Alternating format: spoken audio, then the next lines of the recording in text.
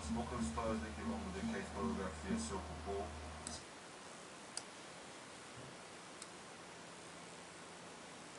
A história dos quilombos brasileiros é pouco conhecida. As poucas histórias de quilombo de que a historiografia se ocupou se referem aos territórios negros do mundo rural, em plena escravidão.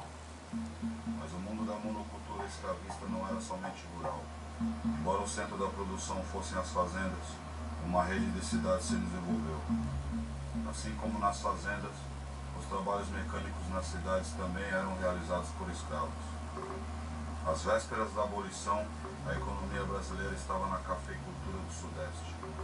Foi para essa região que se deslocou a maior parte dos escravos do país. A partir do último quarto do século XIX, São Paulo era a cidade-centro da expansão cafeeira.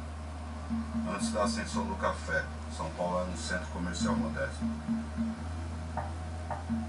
Em 1854, com 30 mil habitantes, um terço da população paulista era escrava. Em São Paulo, em 1850, senhores de escravos moravam em chácaras ao redor da cidade, ou em sobrados das ruas do centro. Os homens passavam a maior parte do tempo nas ruas, ficando em casa apenas nos horários de refeição e sono. A rua era também território dos escravos. Nas ruas da Sé e da Santa Ifigênia, os escravos domésticos se misturavam aos de ganho.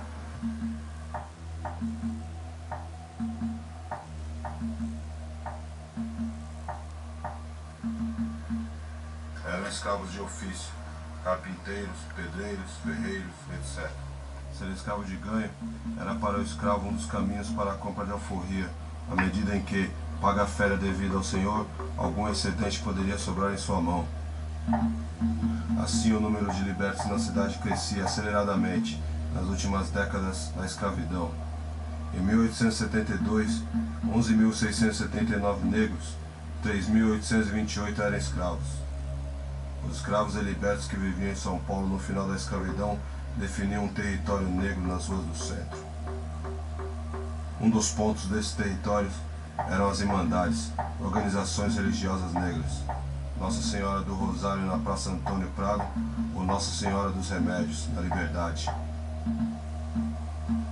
Era onde em dias de festa cristã se batucava e dançava. O espaço das Irmandades era muitas vezes local de habitação de libertos. Além de quilombos, as Irmandades Negras também organizavam o fundo de emancipação que libertava os escravos através da compra de alforrias. São Paulo, São Paulo, São Paulo, São Paulo, São Paulo, São Paulo. Viver em porões ou em habitações coletivas era a forma de moradia acessível aos libertos.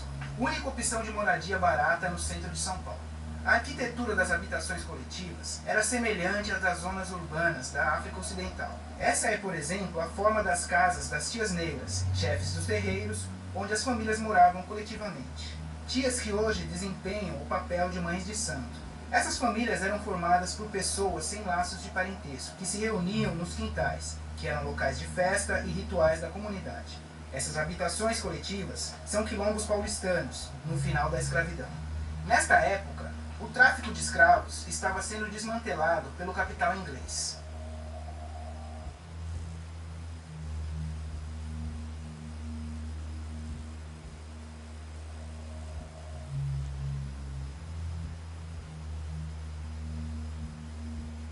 A pressão inglesa pelo fim do tráfico aumentava. Quando os fazendeiros e empresários perceberam que a abolição da escravatura era inevitável, começaram a pensar na substituição da mão de obra.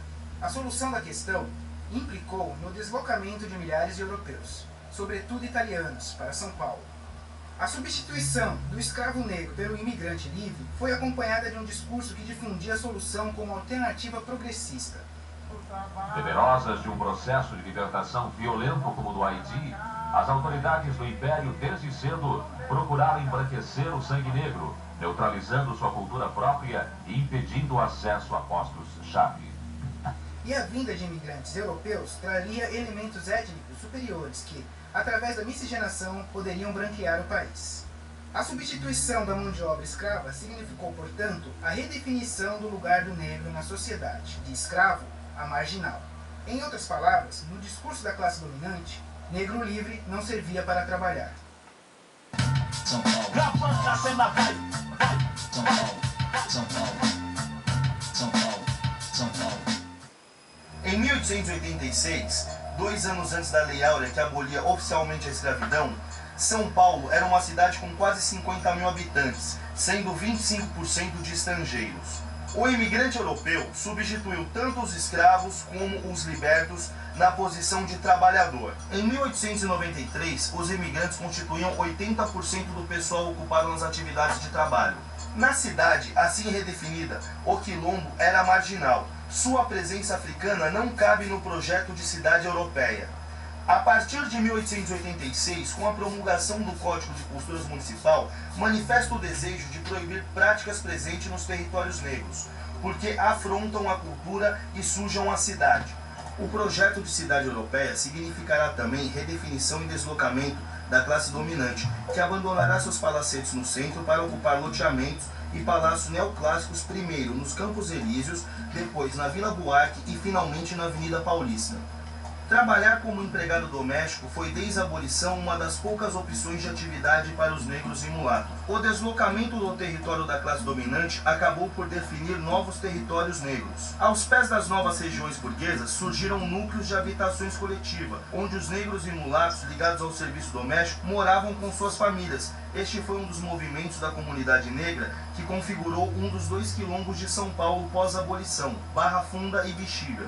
A formação da Barra Funda como território negro tem a ver com Campos Elíseos e Higienópolis, mas também tem sua formação ligada à localização dos armazéns e estrada de ferro. Ser carregador ocasional na estrada de ferro era uma das únicas ocupações possíveis para os homens negros na cidade do trabalho livre. No início do século, era a Barra Funda território mais caracterizadamente negro de São Paulo.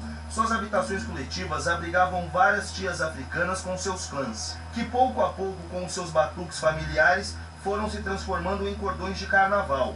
A história do Bexiga como território negro começou no século XIX, quando ali existia um quilombo semi-rural, o Saracura. Mas o Bexiga se tornou realmente território negro com as grandes reformas de embelezamento da cidade, que na segunda década do século expulsaram as habitações coletivas do Centro Velho.